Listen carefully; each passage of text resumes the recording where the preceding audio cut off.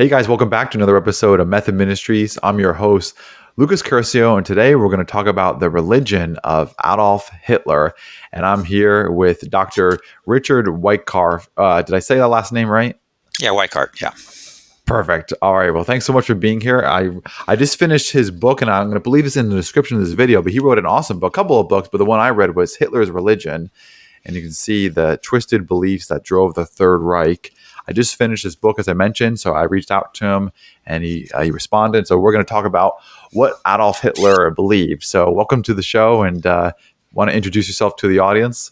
Yeah, thanks for having me on. Yeah, I teach modern European history at Cal State Stanislaus. Or actually, I should say I did. I just retired this year, but I'm a modern European historian, and I've specialized in modern Germany and intellectual history. I've done a number of works relating to social Darwinism, eugenics, things relating to that, and that sort of led me into the Nazi field. When I was in graduate school, I didn't think I would. I thought that enough had already been written about Hitler, but then as I got into it, I started finding out, well, there are still things to say. So I decided to dive into it. I wrote a book earlier than this book called Hitler's Ethic that looked at the way that he embraced evolutionary ethics as his way to try to interpret things. And that, I wove some of that into there's one chapter in Hitler's Religion that does deal with that issue as well. Okay, and I can definitely tell that you've been studying this for a while because I was reading, as I was going through your book, like quoting various sources, and even your other books too. I didn't read anything else yet, but I can tell that you've been doing this for a long time. It seems like. Yeah, I graduated with my PhD in 1994, and my dissertation was actually on socialist Darwinism. That is how socialists were interpreting Darwinism in the late 19th century in Germany. I covered Karl Marx and Friedrich Engels and a number of other socialist thinkers and such. And then when I got finished with that, I got interested in the way that some of the Darwinists in Germany were dealing with issues relating to human life and or ethics in particular. And so I decided to do an evolutionary ethics, and that ended up coming out with a book in 2004 called From Darwin to Hitler, Evolutionary Ethics, Eugenics, and Racism in Germany. And so that sort of led me into the Nazi angle, because as I started studying these people promoting evolutionary ethics in the late 19th century, I started realizing this does sound a lot like Nazi ideology. This sounds a lot like what Hitler believed. So that drove me into thinking about Hitler and then connecting it. As I read Mein Kampf, and I read some other of Hitler's works and speeches and things, and thought, yeah, this makes a lot of sense that Hitler embraced evolutionary ethics. And then once I dealt with that issue and wrote my book on Hitler's ethic, then I decided to delve into the Hitler's religion issue because it was so closely tied, and because it was such a controversial issue too. I mean, you had atheists claiming that Hitler was a Christian. Of course, that's still going on. Just search the internet, you'll find all sorts of instances of prominent atheists who claim that Hitler was a Christian. Yeah, and then you have a lot of Christians saying Hitler was an atheist. So you got sort of both people sort of throwing each in there. I actually argue that he was neither of those. We'll get into that, I'm sure, here in this discussion. So you had people, you said, in the 90s that were using, I guess, the same principles that Hitler was teaching, and that's how you found out that there was a connection between the two? The people I was studying were actually late 19th century thinkers, not from the nights this is from the 19th century. Gotcha. So people from the 1860s on until, let's say, the beginning of the 20th century. And there were a lot of them. And just to give an example, and I'm not trying to say that these people that Hitler believed all the same things that they did. Hitler drew on a lot of different thinkers, and I talk about quite a number of those in my book. And the fact that Hitler didn't draw his ideology from one person or two people or something like that. He put it together from a variety of sources and such. But there were a lot of prominent people prominent thinkers in Germany in the late 19th century who did help prepare the way for Hitler in various kinds of ways. And just to give one example among many, Ernst Haeckel, one of the leading German Darwinists in the late 19th century, was one of the first people to propose infanticide for children with disabilities. And then later he expanded that and included adults also, killing adults with disabilities. And Hitler, of course, was going to take that idea and put it into practice. Haeckel never put it into practice, but he wrote about it and he promoted it. And then Hitler was going to actually put that into practice by killing people with disabilities in a program that ended up killing about 200,000 Germans as well as tens of thousands of others in German Wow. occupied territories during World War II. Wow. One of the things that have been making me recently study this as well, I don't know if you're aware of it or you come across it, but recently there seems to be people who are, quote unquote, questioning the narrative of World War II. And these people are, there's a decent amount of them, especially in the younger generation, that are coming to the conclusion that Hitler was actually a Christian and really not the villain that we supposedly made him out to be. And so I wanted to study this again too, because not that I believe it. And your book, you really just reinforced me that it's super easy to prove that Hitler was not a Christian and that he had these evil ethics and beliefs, as you point out. And so as I'm reading this book, I'm thinking, man, how is it that people are still going on with this controversy? And even your work, really, it's actually important for our time. Yeah, and I hope it will correct those kind of misconceptions because, Hitler was putting into practice ideas that were sort of a convergence of social Darwinist ideas, that there's a struggle for existence going on between different races, and he thought that the Jewish race and the German race were sort of butting heads in this struggle for existence, and so the strongest needed to prevail, and he wanted to sort of help this happen by trying to get rid of the Jews in whatever way he could, and ultimately that was going to end up with extermination when he didn't have any other options during World War II. But there was this notion of social Darwinism, but there also was this Nietzschean element to it too, of that there is no that compassion and love are sort of naughty words, and that we need to try to do everything we can to become powerful and dominant and to destroy our competitors. And so, this is what Hitler was all about. And of course, he tried to in winning over the German people in the 1920s and early 30s before he came to power, he didn't always make all of this. He didn't always lay all of this out on the table because he knew some of this was not popular. I mean, some of it was popular. There were lots of people saying similar kinds of things too. So some of it was popular and he was able to win people over with it. But there were other parts that he toned down a little bit, or at least didn't emphasize as much to gain popular approval, which is also a big issue too with the issue of the way he dealt with Christianity during this time too. And I show this in my book, I hope in good detail, that while Hitler in the 1920s and early 30s was campaigning and trying to win votes, he did try to present himself as a Christian. That's why there's so many atheists today who can latch on to certain things that Hitler said in the 1920s. They see Hitler was a Christian. He said, that Jesus is my Lord, or whatever, that he said during the 1920s. But Hitler was clearly saying that for the purpose of political gain without being sincere at all. And that's very obvious for a number of reasons, and I bring in lots of reasons in my book to show that. For one thing, behind the scenes, he was telling some of his close colleagues that that's what he was doing. And he even told one when he was in Landsberg prison in 1923 to 24, he actually told one of his colleagues that, I can't publicly portray myself as being irreligious because that would be political disaster. So he knew that. So, but then when he starts speaking privately later on, then it becomes very clear where his real thoughts lay.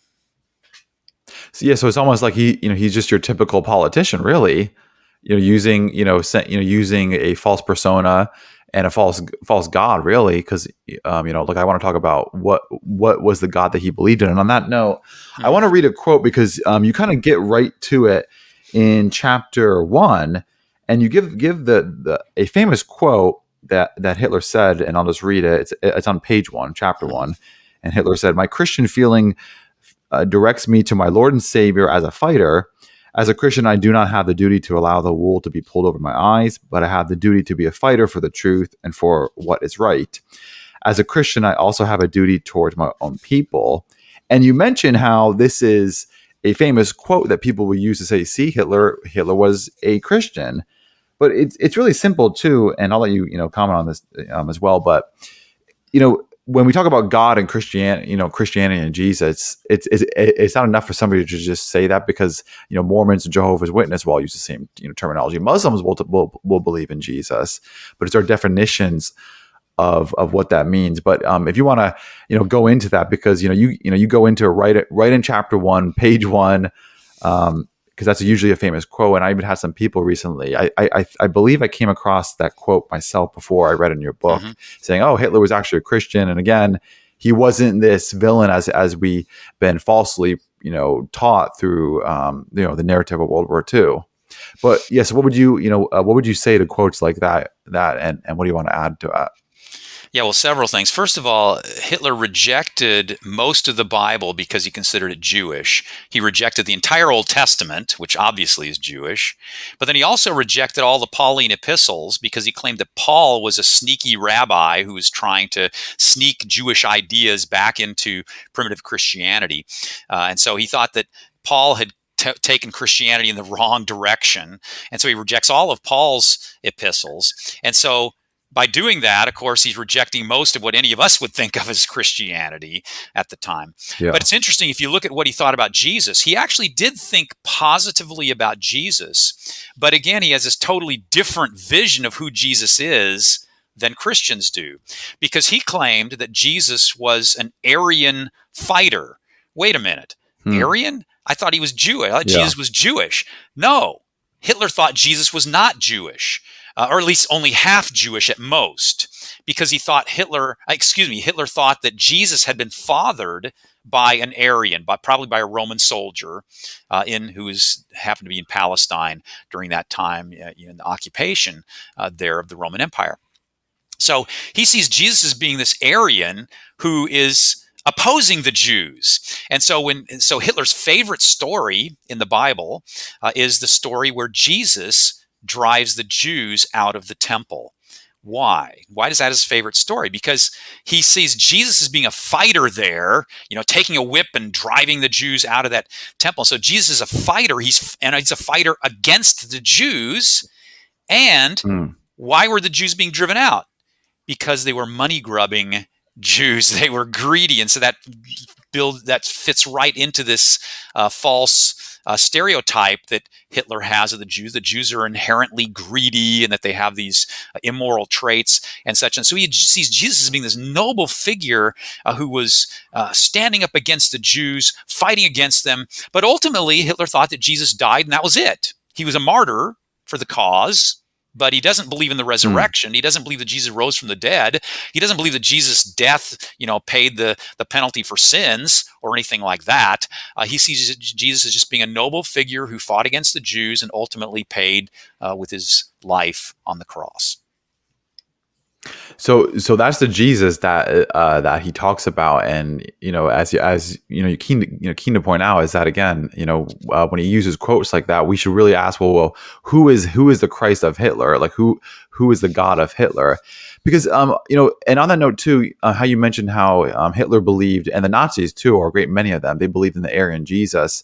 Wasn't it? What was the gentleman's name? It was Chamberlain, who came up with a theory that Jesus didn't have an ounce of pure Jewish blood in him because he was born in Galilee, and through dispersion, that was basically just polluted and just eliminated in a very real sense. And they would argue because of that, Jesus wasn't then a true Jew by blood. That's right. Yeah, they didn't believe Jesus was a Jew, and so they just dismissed those elements of it, and they totally.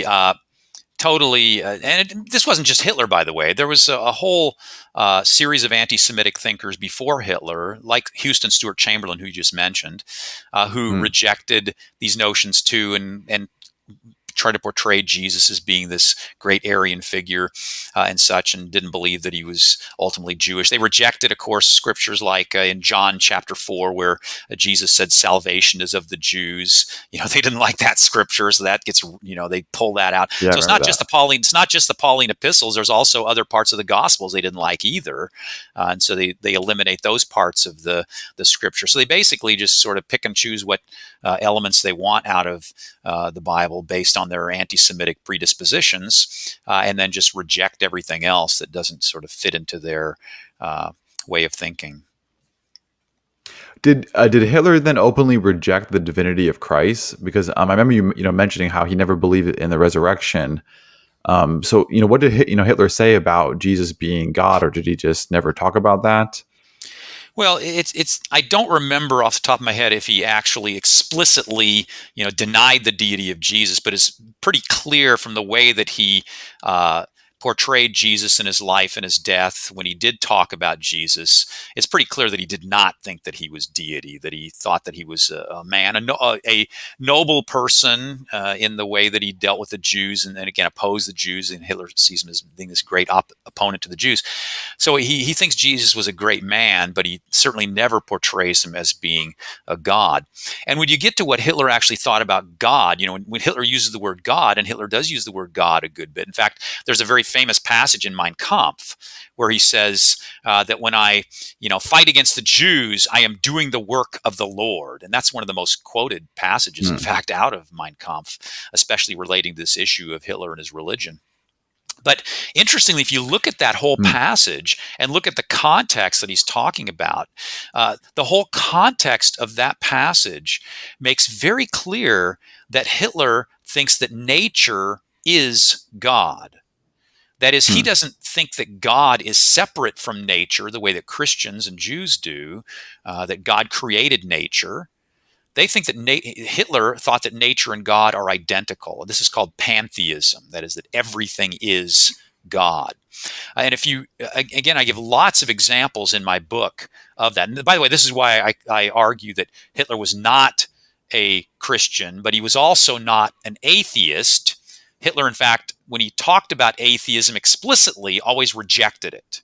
He didn't talk about it very often, but when he did, he rejected atheism. But he embraced pantheism, the view that everything is God, that nature is God. And so he talks about nature being eternal, for example, in that passage in Mein I remember that. Kampf. So if nature's eternal, that means it wasn't created. That means it wasn't created at some particular time by some God outside of itself. And then he also, and interestingly, if you in Mein Kampf, in the English translation of Mein Kampf, it's very interesting because the translator actually capitalizes nature in many places, including in that passage there. Now, in the original German, nouns are always capitalized, so we don't know that Hitler wasn't making that. We can't know for sure if Hitler would have agreed that nature should be capitalized differently from other nouns. All nouns are capitalized in German, so Hitler capitalized. But what's interesting is that the translator certainly thought that Hitler was giving greater identity to nature than just to, as we think of nature being outside of ourselves and outside of God. The translator clearly thought that he was personifying nature and deifying, and ultimately, I argue, deifying nature. So that's again just another clue that Hitler did personify nature. There's a lot of other clues too, and again I give lots of examples from his table talks that took place later on in his life as well, where he slams Christianity. I mean, in his table talks. And by the way, I should say this before I go further here too, for anyone who's sort of up to speed on what's going on with the table talks. Some people, especially in the atheistic community, have dismissed the table talks as being illegitimate and not bona fide. And the truth of the matter is that the English editions of it are based upon some faulty manuscripts. And so there are problems with the English translations of the table talks. But I read German, so I read the original German. Excuse me, I read the original German table talks, and there's two actually. There's two actual editions of them, and historians both think that and there's a lot of overlap between those two editions too. There's most of those two editions is the same thing. There's just there's a few differences here and there. Some have certain passages in them that the other one doesn't. They don't contradict each other. They just some have material in that the other one doesn't have in it. But both editions are considered reliable by historians generally, even though the English language editions are not considered reliable. But in the table talks, both the German editions and the English editions, again, the English ones are not reliable, but in the German editions, he bashes Christianity just as strongly as in the English language edition. So if you don't read German, I translate some of those most important passages in my book for you so that you can see some of the flavor of it. But he bashes Christianity very strongly, shows incredible hatred toward Christianity. Calls it calls it foolish, calls it one of the most calls it wicked. He has all sorts of vituperative things to say about Christianity in that, and tears down Christianity. But on the other hand, he extols the evolutionary story and Darwinian evolution, and said he doesn't use the word Darwin, but he talks about evolution and how the species have evolved over time and such. And he basically, in fact, there's one place in the Table Talks where he actually talks about how when he was in school, that one teacher, his biology teacher, would teach about evolution, and then he'd get religion class, because in German schools and Austrian schools, they had religion classes in the public schools. He would get religion class, and he sort of puts those two against each other and basically says that the Christianity was messed up and the evolutionary story was the right one. That was the one that he latched onto. And he continued to embrace the story of evolution and rejected Christianity, partly on that basis. Did Hitler's pantheism play into his law? I forget what you call in the book, but he held strongly to the laws of nature, as in behavior is what dictates what is good, and the Darwinian principle, might is right, or Nietzschean in that sense. Mm-hmm. Then Darwin, what's the Darwinian principle? Basically, that he who is best suited will survive. Yeah, and that is a good like is all of this playing into that paradigm and that worldview of Hitler, and that forms his understanding of God and Christ. Yeah, because he thought that nature because he thought nature was God. He thought that nature decides what's moral. And so he thought the Darwinian struggle for existence was a principle of nature that he believed in. And so he thought that this was really what defined what's good and what's ill. So he thought that trying to drive evolution forward, bring about evolutionary progress, was the highest good. And so anything that he could do to try to make humans biologically better, he thought was morally a good thing. And so what's ironic here is that Hitler, when he goes around trying to kill people with disabilities, so again, 200,000 Germans as well as tens of thousands of others in occupied territories, when he kills the Jews, 6 million Jews as a race, when he tries to kill other races like the Roma and Sinti, or sometimes called Gypsies, and he also had antipathy toward Black Africans, although there weren't that many of them in Germany. They actually sterilized some of the half-blacks that were in Germany during his time in power. So anything that he thought that he could do to help get rid of these races, he thought was a good thing. And so instead of murdering millions of people, being evil, he thought he was actually doing good because it was helping the evolutionary progress of the human species. And so he tried to do things both to try to eliminate those that he saw as negative or inferior, but then he also tried to do everything he could to advance the superior, what he saw as the superior race, the Aryan or the Nordic race. And by the way, those terms were used synonymously during this time. Aryan was a term that Hitler used a lot, and a lot of other earlier anti-Semitic thinkers had. Nordic was a term that actually a lot of the racial thinkers during the 1930s preferred, especially the anthropologists and such. But Hitler thought anything he could do to help the Nordic race reproduce better, even if it involves polygamy or adultery or whatever, those things are all good as long as they're helping to advance the human species.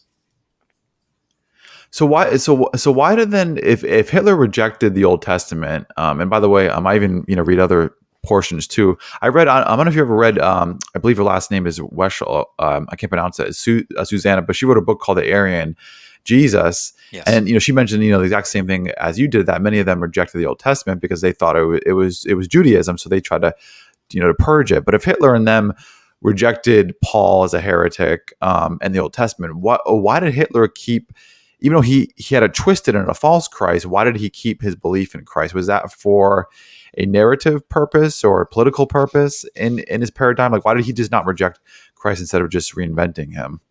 That's an interesting question, and I don't really know that I have a totally satisfying answer for it. But actually, privately, he also still did speak highly of Jesus too. So it wasn't just something he did for for public consumption. So I think there was a sense in which somehow he did have this sort of positive view of Jesus that goes through both his public and his private utterances too. As to why that was, again, I'm not sure exactly, but again, because because anti-Semitic thinkers before Hitler's time had already declared that Jesus was not a Jew.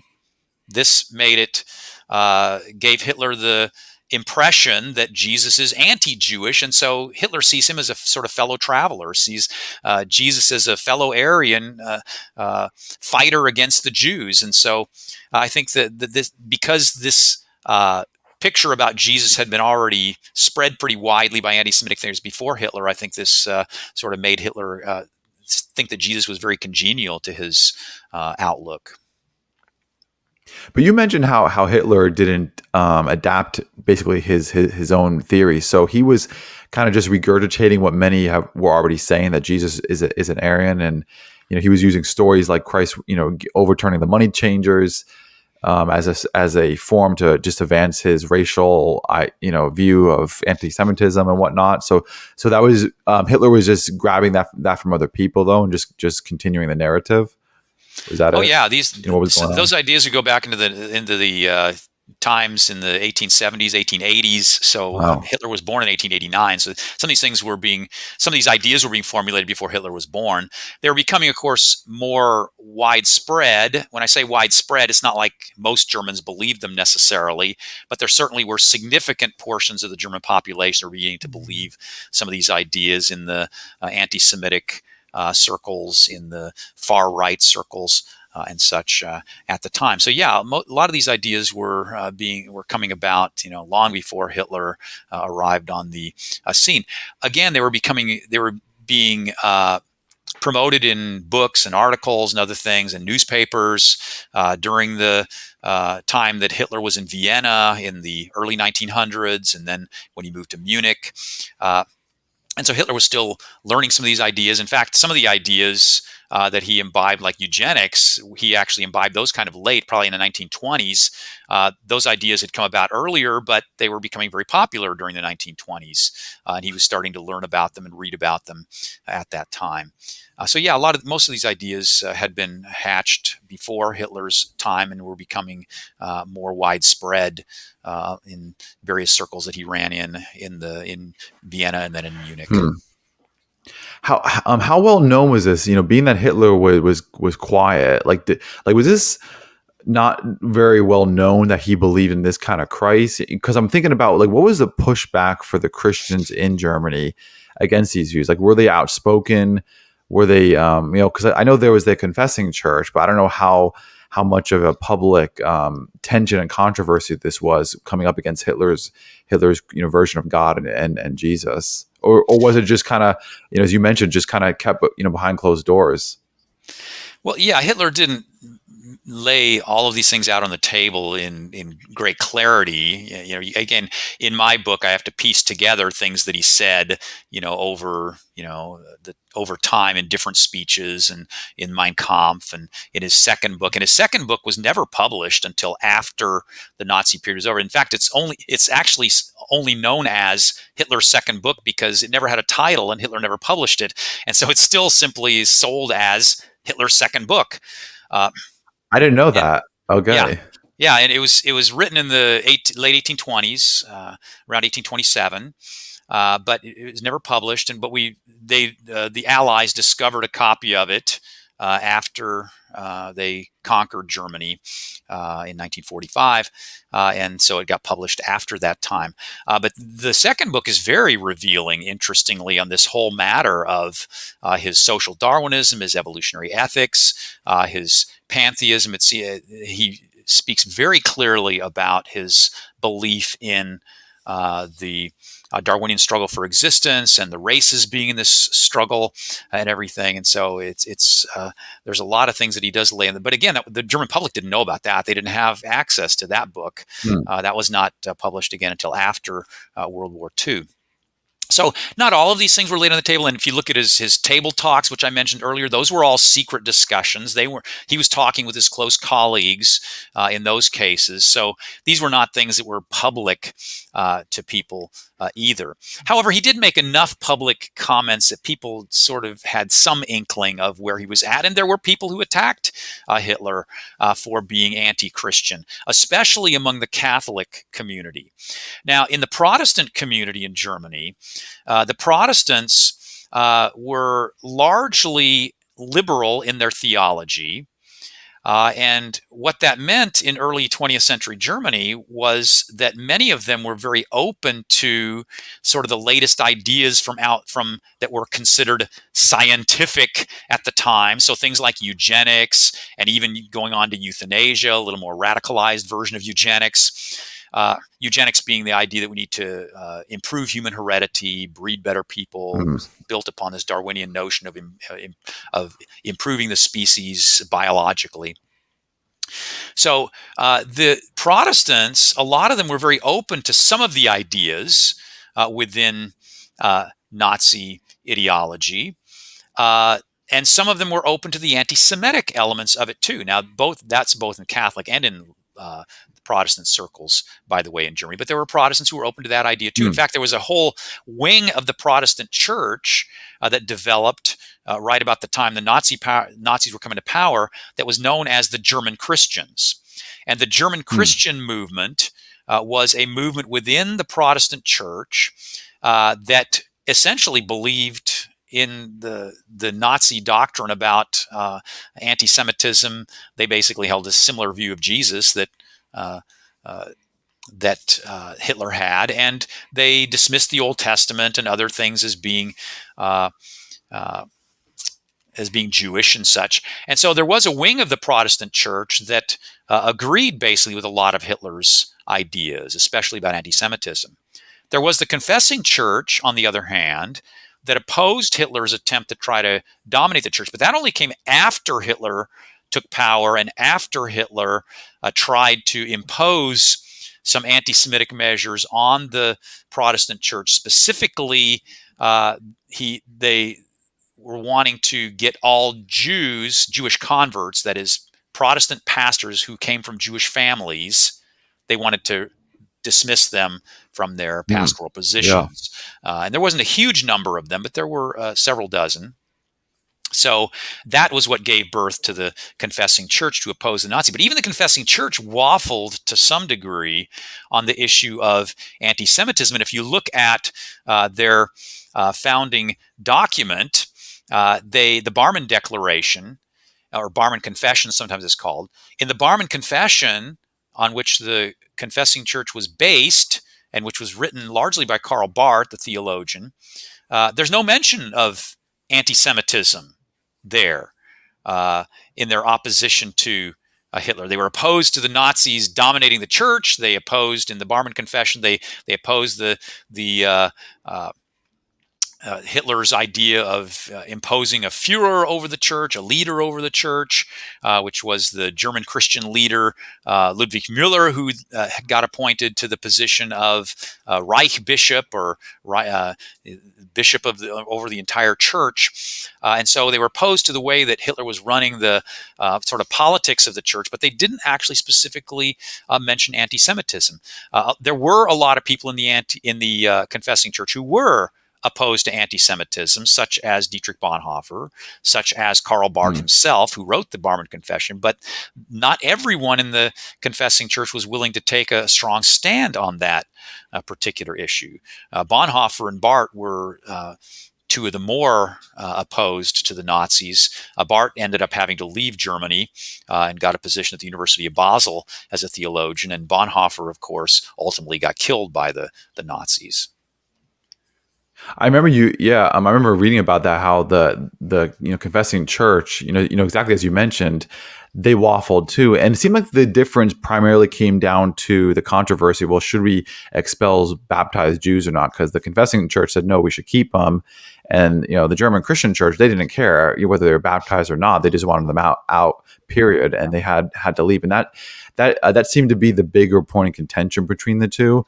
But it wasn't, exactly as you said, it wasn't where, hey, this is, completely wrong. And this is, anti-Semitic and we need to stop this, but only like a select fewer people. And you mentioned too how the Reich bishop that he put in that church. You went on to say in the book that he actually very soon, right? He left Christianity, but Hitler forced him to stay as bishop. Yeah, he was wanting to basically withdraw from Christianity altogether. And again, a lot of there was a large number of people in Germany who were Christian in name. They were very liberal in their theology, and so many of them didn't believe that Jesus was deity or that Jesus was had risen from the dead or that done any miracles or anything like that. So there was a pretty big element within the German Protestant churches that didn't believe many of the basic traditional Orthodox teachings of Christianity. And when I said earlier about this German Christian movement, on the one hand being anti-Semitic and the confessing church sort of on the opposing wing, most of the people fell between those two poles. And a lot of the people just wanted to sort of keep their mouths shut and sort of survive the Nazi period. Some hoping that it would get over with quickly. Others, of course, Hitler was pretty popular though in the 1930s too, especially before the war started going sour.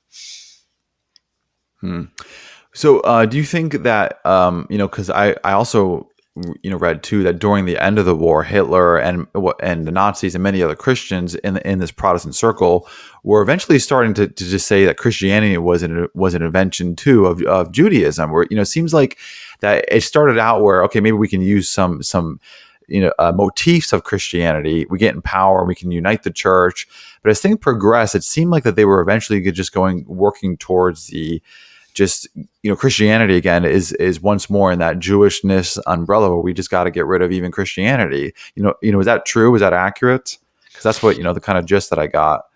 Yeah, well, certainly when you look at Hitler's table talks, that is the way he presented it. And again, it's because he thinks that Paul took Christianity in the wrong direction. So for Hitler, Christianity after Paul's time was completely tainted by Judaism and was too Jewish. And so Hitler had utter contempt for Christianity and did want to replace it. And there's quite a number of ways that he tried to show this, for example, and I talk about some of these in my book too. Just to give a few examples that give us some pretty strong evidence for this. Hitler at one point talked about how he wanted to tear down the Catholic pilgrimage church in Linz, Austria. And Linz is where Hitler spent some of his time growing up as a child. So he was very familiar with Linz. He wanted to tear down this Catholic church that was sitting on a hill right there by Linz. And he wanted to replace it with a planetarium. And what's so interesting about that and the way he talks about this and what's supposed to happen here is that it becomes clear that Hitler wants people to worship nature through the planetarium rather than to worship the Christian God in this church in Linz. Another good example of this is that when Hitler was trying to draw up architectural plans for the German cities after the war, during the war, he was trying to draw up these plans for how they're going to reconstruct Germany because they were getting bombed. Their cities were getting destroyed. And so Hitler loved architecture. In fact, he had thought about becoming an architect, but he didn't have enough education to go to architectural school. But he loved hanging out with architects. There were a couple of architects that were close friends of his. And one of them in particular would, build these little models of cities and different things. And they'd build, trying to show about how they're going to reconstruct the city. And they're going to try to make these cities really grand, really amazing architectural marvels in the post-war period. Obviously, they weren't able to do this because they lost the war. But if they'd won the war, they were going to go on and rebuild the cities and everything. But in those rebuilt cities, there were no churches. And so clearly, once again, they're Interesting. trying to get rid of the churches, get rid of them in whatever way they could. So Hitler at various times in his table talks talked about the fact that he knew that he couldn't totally wipe out Christianity, right now. There were too many people tied to it. He knew that it was going to take some time to get rid of, but he wanted to do everything he could to get rid of it as quickly as possible. Well, because I know, yeah, because you mentioned one quote that he gave to Joseph Goebbels, if I'm saying that right, how he wanted to post-war, he was going to do this, right? Like he was going to make war, with the church, but he just, didn't want to focus on that because he felt like it would have just tore people apart, maybe caused some extra unnecessary baggage on their war effort. But he was going to do that after the war. Yeah. Like kind of just eliminate them from Germany.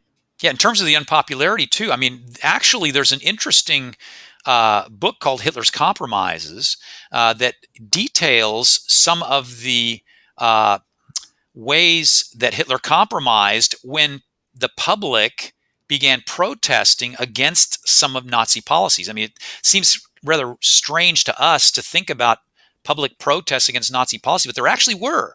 There were some public protests against Wow. Nazi policy, and most of those were over religion. Most of those were cases, for instance, when they put a prominent bishop under house arrest early on in the Nazi period. The people in his bishopric turned out around his house and surrounded it and showed their support for him. And Hitler finally ended up backing off and releasing the bishop from arrest. There were other cases where there's another case I remember in that book where he talks about how they had how they'd pulled down crucifixes out of a school. There was a school that had crucifixes on all the different classrooms and such. And so some Nazi official in that area pulled down crucifixes, and that led to a massive backlash by the public there who wanted those crucifixes in the classroom still. And so these were just a few examples. And there were other examples too, where people were protesting against the Nazi policies. And again, a lot of these had to do with religion. So Hitler knew that he couldn't go too strong against religion. And interestingly, even earlier in his career, in fact, in Mein Kampf, which was written while he was in Landsberg prison in 1924. The first volume was. Second volume was written right after that in 1925. But in Mein Kampf, he mentions that one of the biggest mistakes that he thought that an earlier politician named Georg von Schörnerer, an Austrian politician, had made was Schörnerer came out attacking the Catholic Church. And it was a disaster politically for Schörnerer. And Hitler recognized that. And in Mein Kampf, he actually mentions this and says that, we need to make sure we don't, go the path that Schörnerer went. We need to make sure we don't publicly confront Christianity. Although, interestingly, in Mein Kampf, he actually does make some negative comments about Christianity, too, still in other places in the book. But he recognized for political purposes that he needed to, walk softly in some ways about Christianity. But he did still want to try to wean people away from it in whatever ways he could. And during the war, they actually did take measures. They tried to, make these look like wartime necessities rather than anti-religious things. But they, for example, forced a lot of religious periodicals out of existence by cutting their paper supply. And what they said was, this is just a wartime measure. We don't have enough paper. This is just a rationing measure and such. They didn't claim it was anti-religious, but they did target religious journals for this, and other journals still got published, especially Nazi ones. Religious journals got shut down during that time. And they did do other things too during the war to try to throttle the Christian voice as much as they could, as much as they thought they could get away with, essentially.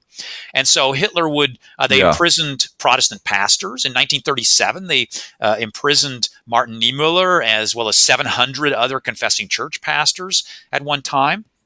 They began rounding up a lot of Catholic priests. Dachau had a whole section of Catholic priests in the concentration camp in southern Germany. So they did try to do Hitler did as much as he thought he could get away with. Interestingly, when Bishop Galen, who was a a famous and popular bishop in the Catholic Church, when he came out in opposition to certain Nazi policies, such as their euthanasia program, which he spoke publicly against in the summer of 1941, Hitler didn't take action against him because he thought Galen was too popular. But he did tell, I think it was Goebbels, if I recall correctly, he was one of his associates anyway, he told him, we'll deal with him after the war. So he thought that Galen was just a little too big a fish to fry at that moment. Other pastors and priests that were a lower level, they had imprisoned, but they thought he was just a little too popular. They didn't want to, get too much too much unpopularity with the people of Germany by doing that. But again, he tried to push as hard as he could, as he thought he could get away with, without stirring up too much opposition. Do you think that this would have resulted in him cutting ties with the Catholic Church? Because I know during this time they outlawed private schools because he wanted to control the youth, and that got into the spat with the Catholic Church over not allowing them to have their private schools. So do you think, like, after the war, he would have just said no more Roman, Catholicism allowed, or that would have, what would that have looked like, do you think? Well, interestingly, when Hitler first came to power in July 1933, so just a few months after he came to power, he cut a Concordat with the Vatican, which Concordat is simply a treaty with the Vatican, which made certain kinds of agreements that Hitler was going to honor the Catholic right to appoint their own priests and bishops. He was going to allow them to run their schools, run their youth groups and programs and such, as long as the Catholic Church agreed that they were not going to dabble into politics. And so they just sort of leave him alone politically.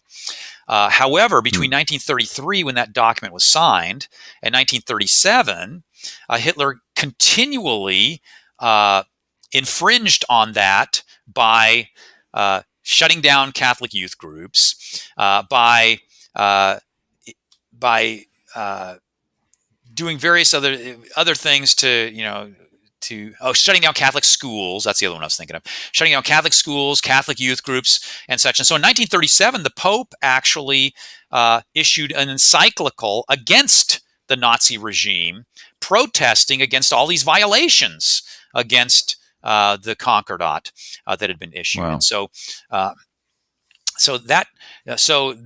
Hitler was already violating it and trying to shut down things and trying to win people over. Everyone was required to become part of the Hitler Youth, which they couldn't be a part anymore of the Catholic youth organizations and such anymore. They had to be part of the Hitler Youth. So Hitler's trying to win everyone over into his sphere and is doing everything he can to shut down the Catholic Church even before World War II. After the war, it's pretty clear he would have tried to do more. I think he had done as much as he thought he could get away with without becoming too unpopular with the people.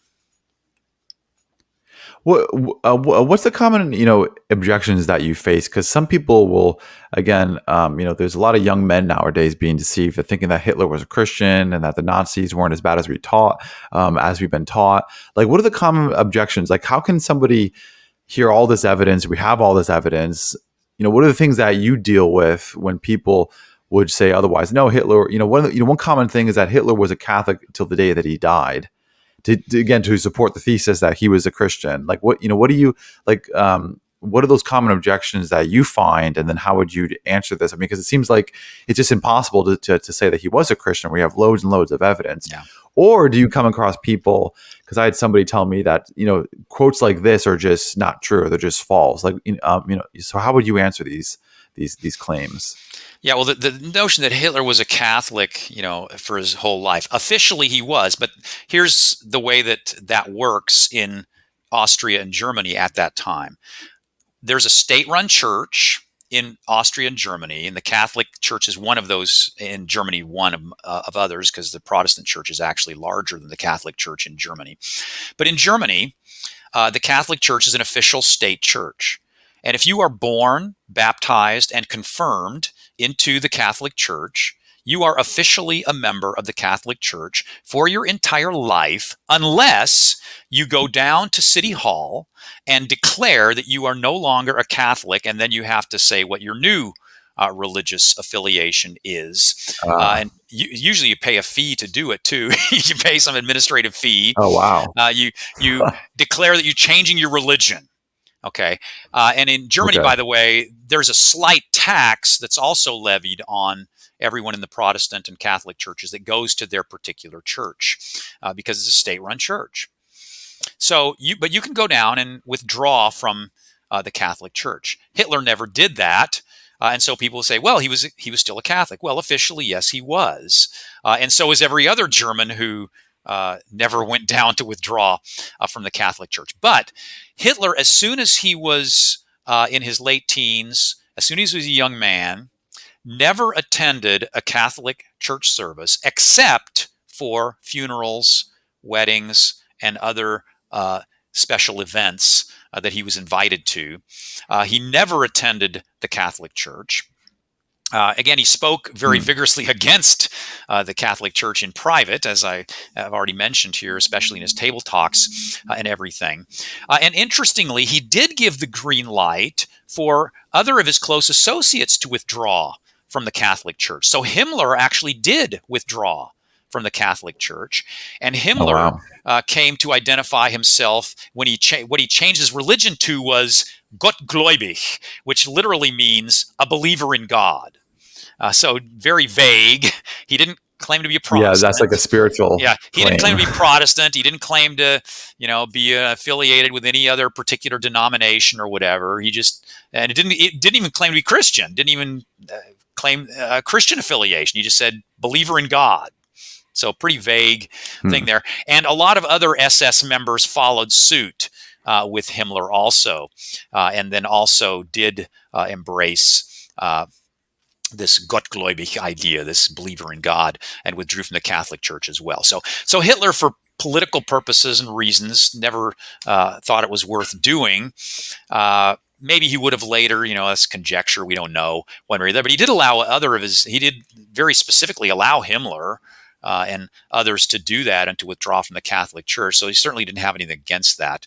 And again, Hitler certainly didn't believe what the Catholic Church was teaching. So again, I lay out a lot of evidence for his pantheism.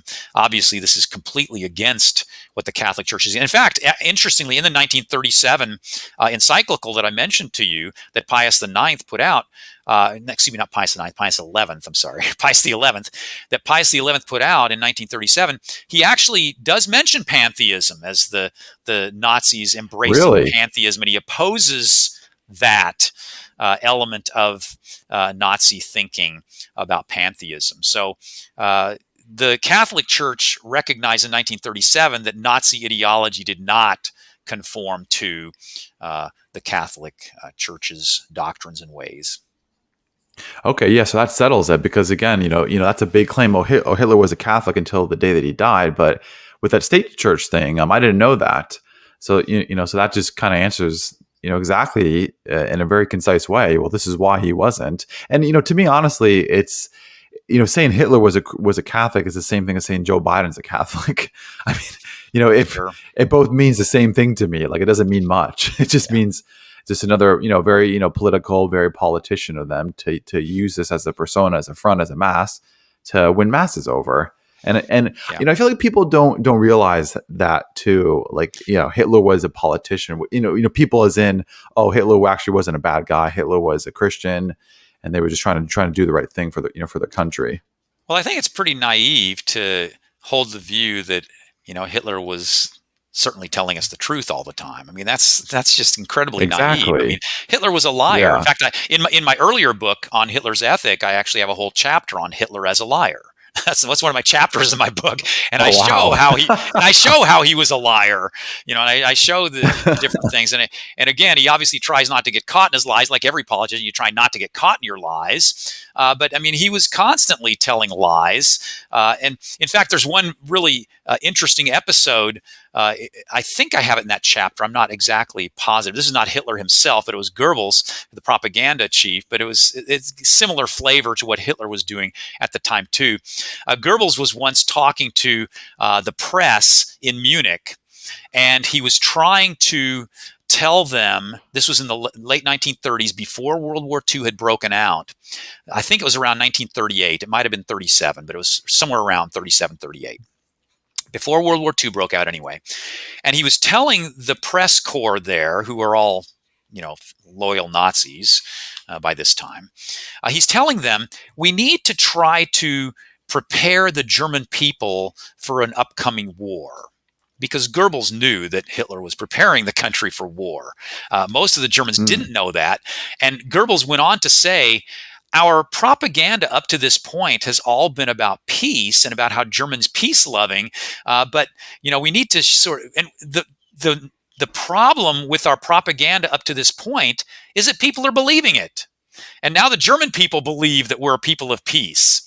But that was supposed to be for foreign consumption. That was supposed to be for the British, and the French to believe, so we could catch them off guard, So Hitler, when he first came to power in 1933, claimed that he was a man of peace, that he wouldn't think of going to war. And if you look down what he'd said again and again and again about war and about what he was going to do at each step, when he annexed Austria in 1938, he said, I'm satisfied. I don't want anything more. Austria is all I want. Let me have Austria. Britain and France, stay away. Let me have Austria, and I'm satisfied. But he immediately, while he was annexing Austria, he actually was already negotiating with the leader of the Sudetenland in Czechoslovakia to stir up things in Czechoslovakia so that he could take over there. So he was already planning war beyond that. But he was having to play to the public that he's a man of peace and everything. So I give lots of examples of those kinds of things to show. I mean, Hitler was clearly a liar, and anyone who is naive enough to think that Hitler was telling the truth in any particular instance just doesn't understand Hitler's view of lying, about being a politician, about what it took to win in politics and to stay popular with the German people. Well, and that's why I said it doesn't take much to even see this. Like, you don't even, like, your book alone just does it. And your book is a really easy read, which is what I like about it. Like, it doesn't, again, like, I don't have to do a deep dive. Yeah, Hitler, he was not a Christian. He believed in a false Jesus, a false God.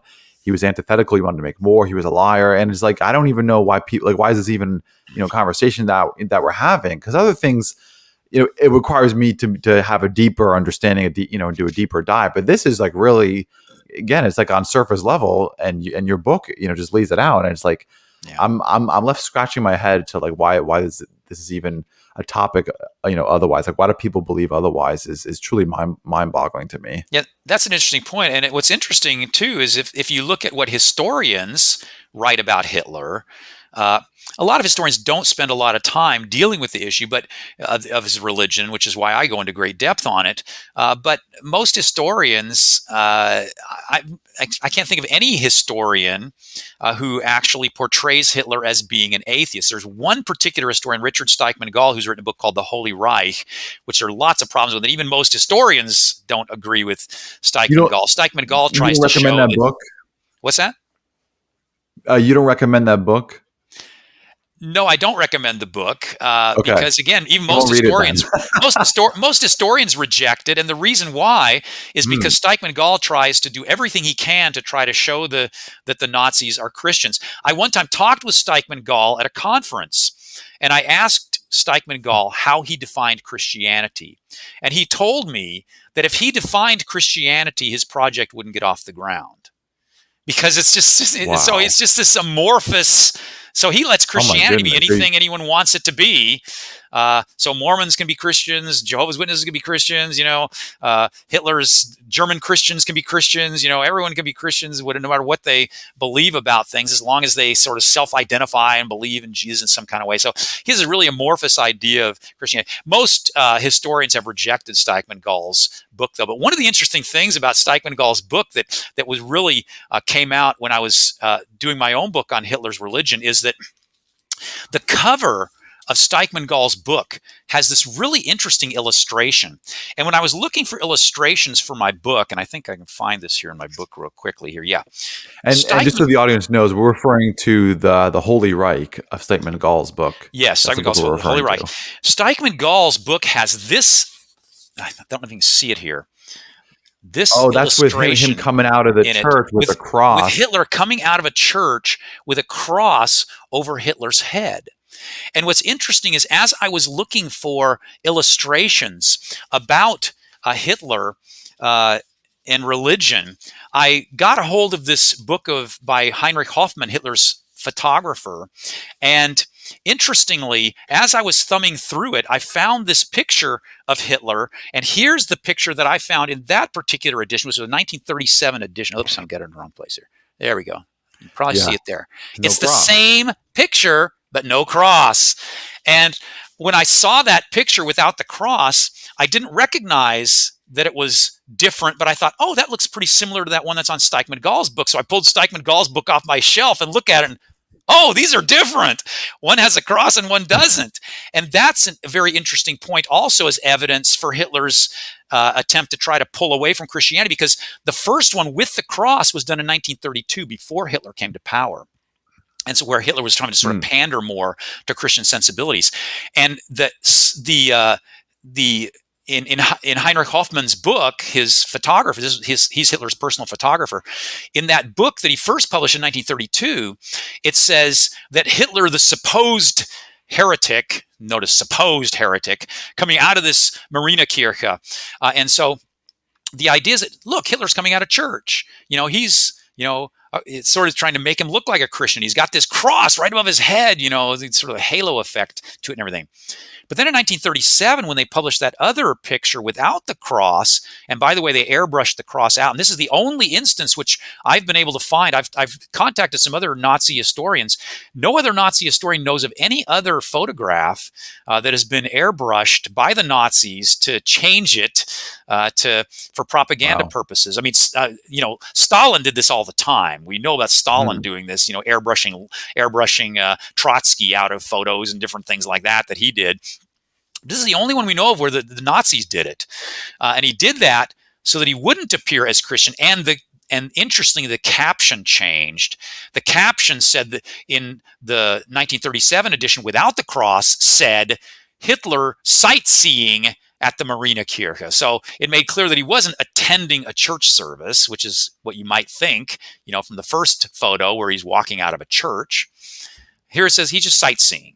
He's just looking at the architecture and such. So again, it was Hitler's attempt to distance himself from Christianity more. And Hitler, of course, gave it. This is Heinrich Hoffmann, his personal photographer. So Hitler certainly, we don't know if Hitler suggested it or probably did. I'm guessing Hitler actually did it suggested it to Hoffmann to do it that way, to change it because he didn't want to be associated with Christianity in the way that he was in the earlier book.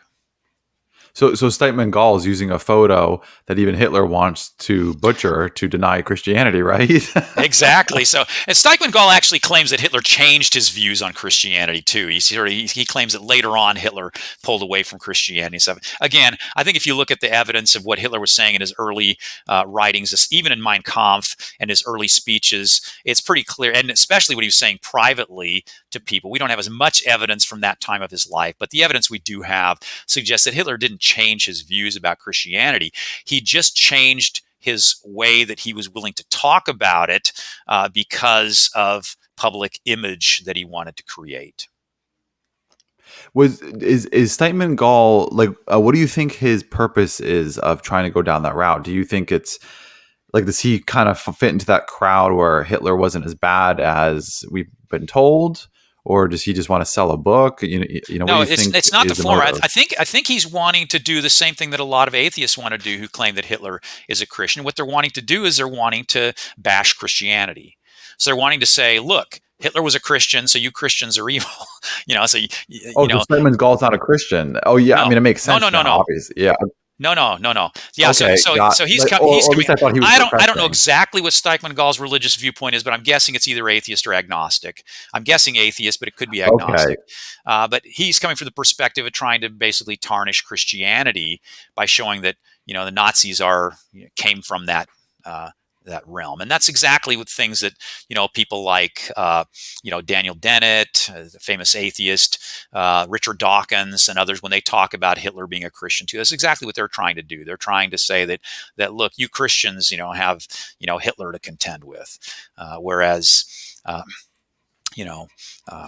course they ignore the atheists like Stalin and others who claim that they weren't really atheists or whatever, and but in any case they're trying to tarnish Christianity essentially and say that he wasn't an atheist, he wasn't one of us, he was one of you guys. Well, because I do remember you mentioning how Steinman Gall, though, even later admits that Hitler, towards the end of his career and life, was anti. I forget the language you use, but Hitler was just going to come against the church or be anti-Christian, right? Like I'm in that book. Yeah. Yeah, Steinman does claim that there was a shift. He believes there's a shift in Hitler's thought somewhere around 1936, 37, somewhere around there, and that Hitler became more anti-Christian after that time. Again, I don't think there's any evidence that there was a shift. I think it was his views all along, and his views after that time may have been more.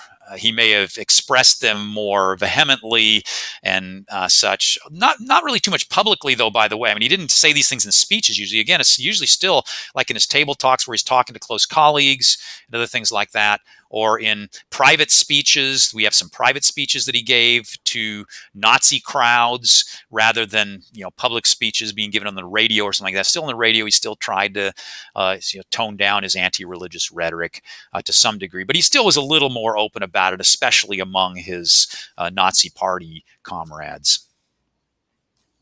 Wow. I just want to ask this in closing because towards the end of your book, you mentioned, and I appreciate it, was Hitler was Hitler an occultist? Because I have heard talk about that over the years. So you want to briefly mention that and Yeah. How much of a part was that in his paradigm or worldview? Right. Yeah. I argue, of course, that Hitler was not an atheist. I argue that he was not a Christian, but I also argue he wasn't an occultist. There's a lot of material that's been done, especially documentaries and such done about the occult in the Nazis. But Hitler himself was not. There's some Nazis were into the occult. Himmler was, Rosenberg was, and there were some others who were involved in the occult. But Hitler actually, behind their backs, criticized them. And Hitler actually ordered a roundup when Rudolf Hess, who was Hitler's private secretary, who was also into the occult, when he flew to Scotland to try to make a deal with the British in 1941, Hitler washed his hands of that and actually ordered the arrest of all astrologers, famous astrologers in Germany, because he blamed the astrologers for sort of driving Hess mad because Hess had really been into astrology. So interestingly, Hitler ordered the arrest of all the astrologers, and behind the scenes, Hitler actually criticized Himmler and others for their interest in neo-paganism and occultism and such like that. So Hitler was not involved in most kinds of occult things. He was more interested in a more sort of scientific, what he saw as a scientific worldview, building upon Darwinian struggle for existence and nature being God and such. But he didn't have this sort of mystical ideas about neo-paganism and occultism that, say, Himmler and some others did. And there were other prominent Nazis who also were very anti-occult too, like Joseph Goebbels, the propaganda minister, was also very anti-occult. So was some Heydrich, who was the second in charge in the SS. I mean, Himmler in the SS was very on board with the things, and a lot of the documentaries and such feature Himmler and the things that Himmler did. But Heydrich actually under him was not into the occult either. Okay, wow. Yeah, so that pretty much answers it there. Any final words or thoughts you want to leave us with before we go call it a night? Yeah, well, I mean, again, there's all these different viewpoints that have been laid out there by different people, and I've tried to sift through those and read carefully. I mean, I've read extensively. Again, I did a book on Hitler's ethic before I did this one. I've read extensively Mein Kampf, Hitler's second book. I read his speeches. I've looked at his table talks. I've looked at what others wrote. I mean, you can look at Himmler's diaries, Goebbels' diaries, one